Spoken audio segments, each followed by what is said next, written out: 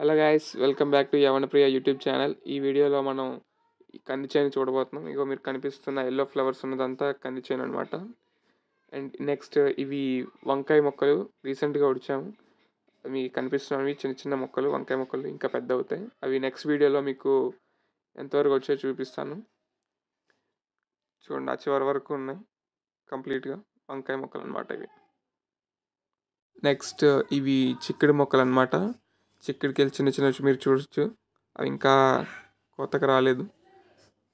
Next అవి complete అయితే next సాగులో అవి తీస్తామన్నమాట.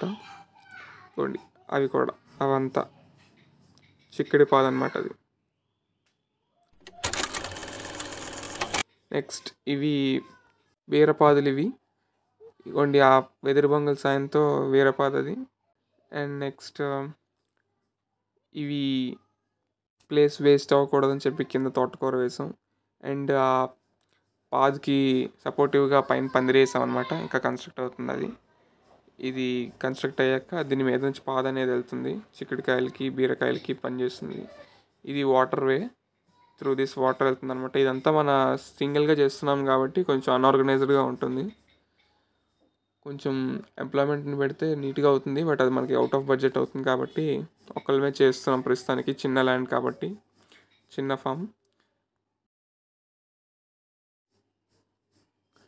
ఇవి బెండకాయ మొక్కలు ఫ్రెండ్స్, కనిపిస్తుంది కదా.